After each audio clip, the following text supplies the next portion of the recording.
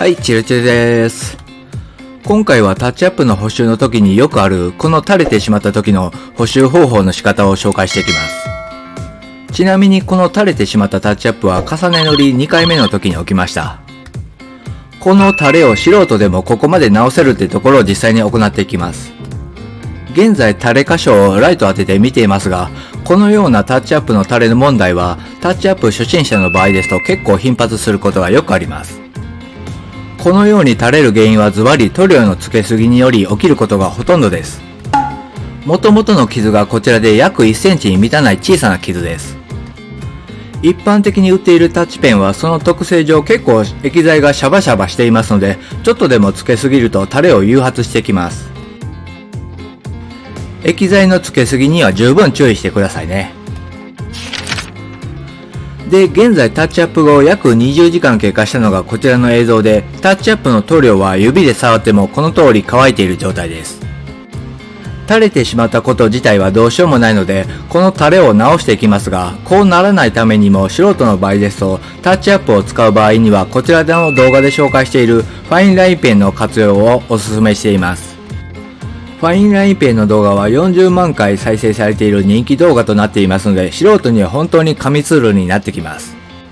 ちなみにこのチャンネルでは洗車及びシリコン洗車歴7年の経験をもとにシリコン洗車関係の動画を多くアップしていますので、チャンネル登録もお願いします。で、今回使ったのがこちらの209のタッチペンです。で、次に垂れ問題を解決するときにあると本当に役立つのがこちらの燃料用のアルコールです。素人の場合のタッチアップではこれがあるとないとでは雲泥の差が出てきます。で、あとはこちらの綿棒もあると結構便利です。これらを使って垂れを直していきます。では早速この垂れてしまった箇所を直していきますが、今回の方法はタッチアップ後約36時間以内に行ってください。それ以上時間が経っている場合ですとできなくはないですが結構難しくなってきます。おすすめは36時間以内です。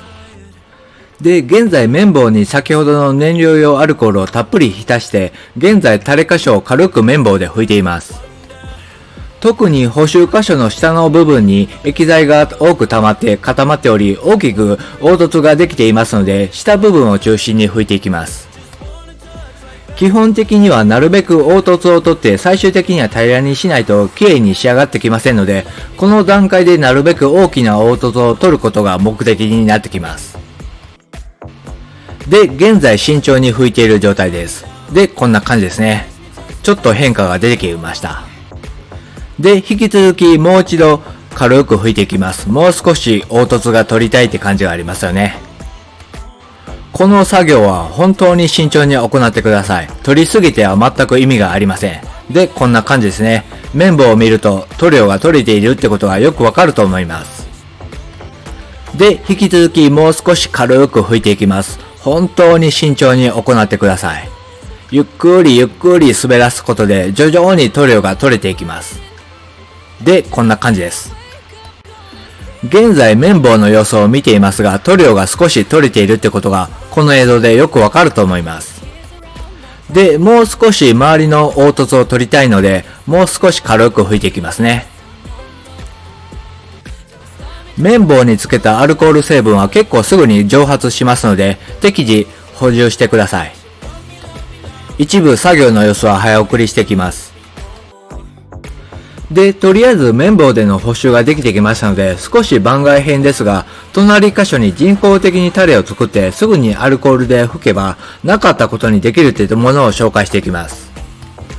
現在隣箇所にタッチアップを行って垂れている状態ですね。で、5分ほどしたらある程度固まってきました。こんな感じです。で、この箇所をアルコールで拭いていきます。こちらですね。こちらで拭くとなかったことにできてきます。では、この垂れた部分をショップタオルを使ってアルコールで拭いていきます。まあ、これだけのことです。一瞬で変わっていきます。よーく見ておいてください。もう一瞬で取れましたよね。こんな感じです。もうありません。で、拭いた箇所をズームしていくとこんな感じです。完璧ですよね。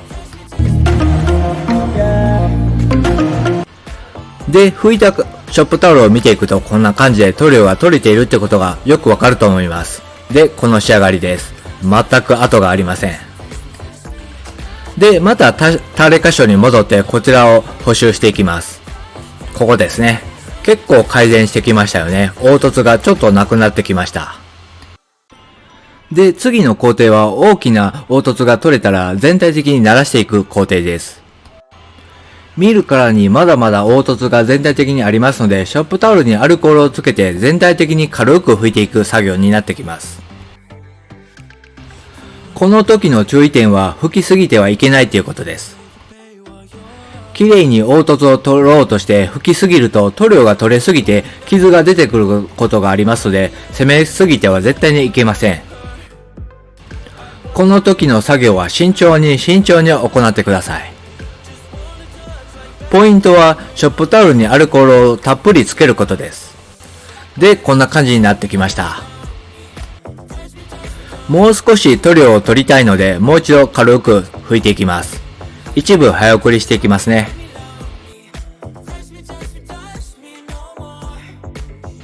で、ある程度垂れ箇所拭けましたので、現状確認していきます。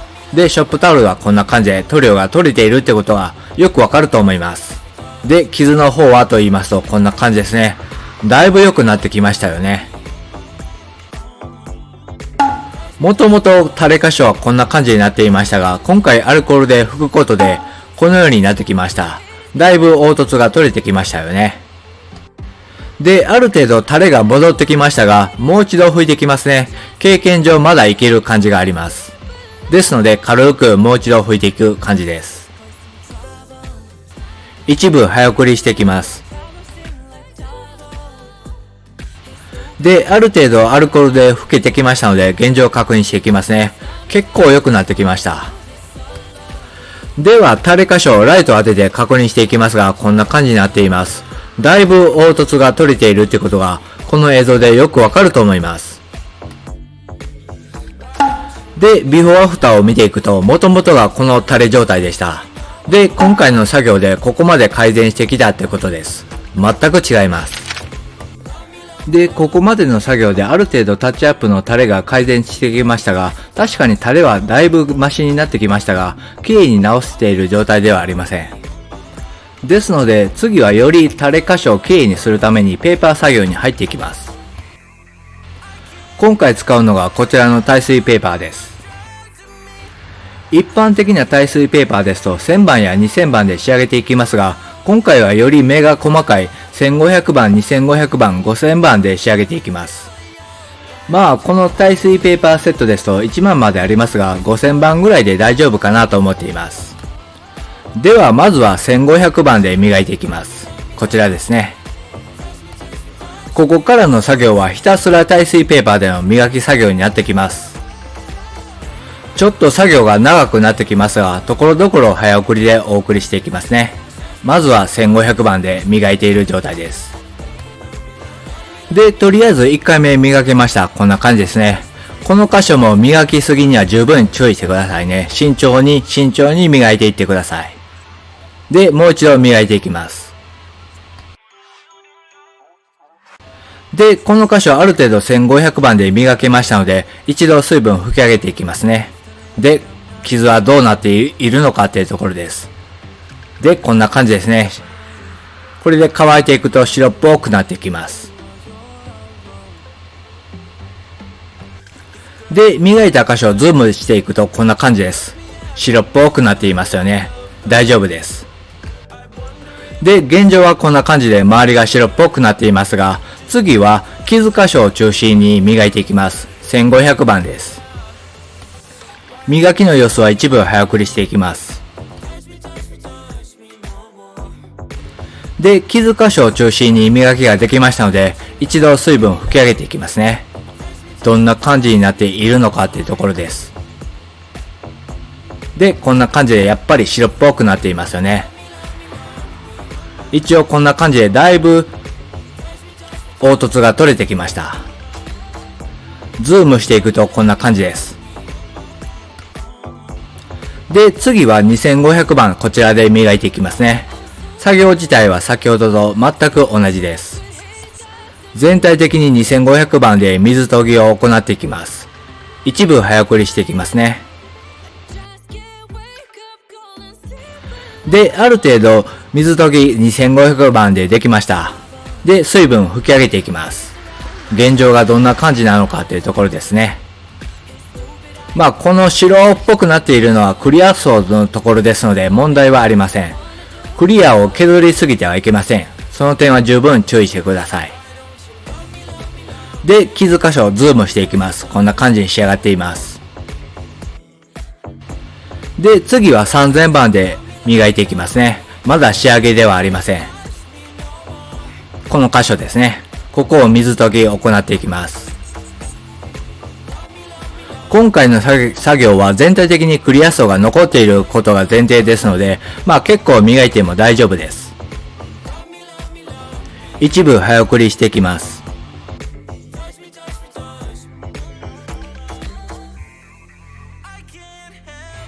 で、この部分ある程度磨きができました。水分吹き上げていきますね。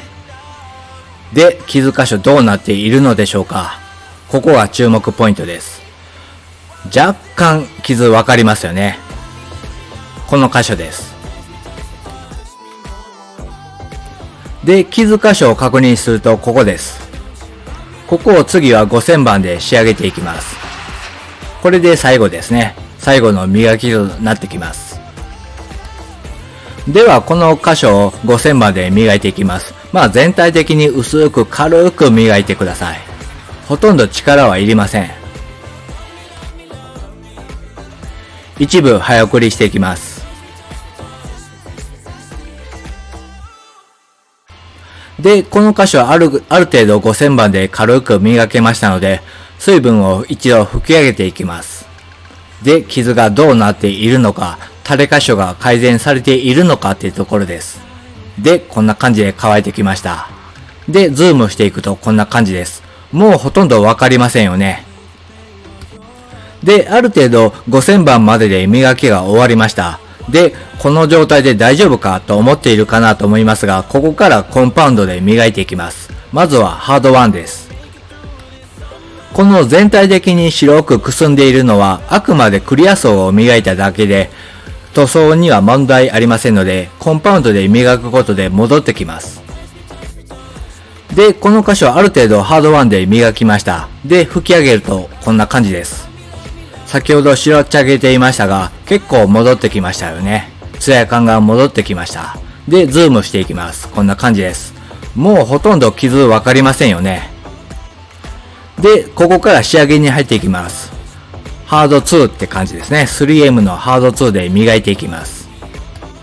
だいたいこの箇所に傷がありました。で、コンパウンドで仕上げていきます。まあ、ツヤ感を上げていくってことですね。作業の様子は一部早送りしていきます。で、この箇所、ハード2での磨きも終わりました。で、こんな感じに仕上がっています。どうでしょうか？先ほど白っちゃげていましたが、だいぶツヤ感戻っています。で、最後にマイクロファイバーで、綺麗なマイクロファイバーで吹き上げている状態です。もうこれでほぼ仕上がりました。では 3M コンパウンドでの磨きも終わりましたので、最後にライトを当ててタレの箇所の現状を確認していきます。こんな感じに仕上がっています。一応予定では最後にウルトラフィーナで仕上げるつもりでしたが、この仕上がりならウルトラフィーナはいらない感じがありますよね。で、この部分ビフォーアフターを見ていくとこんな感じです。もともとはこんな感じでした。では、こんな感じに仕上がっています。全く違います。で、ライトを当てた映像に切り替わっています。全く跡がないっていうことがよくわかると思います。全く垂れないですよね。完璧に仕上がっています。今回の作業は確かに時間はかかりますが、ここまで素人でもできるっていうことです。この仕上がり状態です。で、ずっと上部に貼っていたマスキングテープを一度剥がして現状を確認していきます。一応ここまでピントずれ防止のために上部にマスキングを貼ってきましたが、そのマスキングを剥がすとすぐにピントがずれてきます。まあ言えることはそれぐらい傷箇所がわからない状態になっているってことですね。もうほとんどわかりません。実際に作業している私もマスキングを一旦取るとどこに傷があったのか、どこに垂れ箇所があったのかさえわからないくらいの状態です。タッチアップ作業で垂れてしまっても素人でもここまで直せるってことです。まあ今回のタッチアップでは完全に色が合っていない状態でしたので、多少色ずれが出てクリアが必要かなと思っていましたが、これぐらいならクリアは必要なさそうでいけそうです。で、ここでちょっと余談です。普通はタッチアップ箇所をこのようにマスキングを行って、そのマスキングとマスキングの間に塗料を乗せて、傷箇所以外に塗料がはみ出さないように行っていきます。まあよくあるメーカーが出しているタッチアップでの補修もマスキングを貼ってから色を入れることを推奨しています。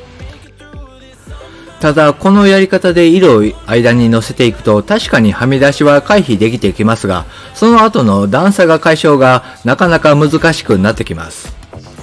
どうしてもマスキングの分の厚みが出てきますので、そのやり方では綺麗にしにくいです。まあ私の場合は色を入れた後にマスキングをするようにしていますね。今回はマスキングを一切使わずここまで仕上げてきましたが、タッチアップでの補修の時はマスキングはあまり使わない方がより綺麗にできると思っている状況です。で、最後にもう一度傷箇所、今回垂れた箇所の補修の状態を見ていきますが、この通り全くわかりませんよね。どこにあったのかさえわからない状態です。で、もう一度ライトを当てて確認していきますが、現在ライトを当てていますが、全くどこにあったのかさえわからない状態ですよね。ここまで素人でできるってことです。今回は素人であるとよくあるタッチアップ補修での塗料の垂れてしまった時の補修方法を紹介してきました。素人でも時間をかければここまでできるということです。こんな感じでこのチャンネルでは洗車に関する動画を多くアップしています。今日の動画が役に立ったもしくはためになったって方はグッドボタンもお願いします。本日も最後までご視聴ありがとうございました。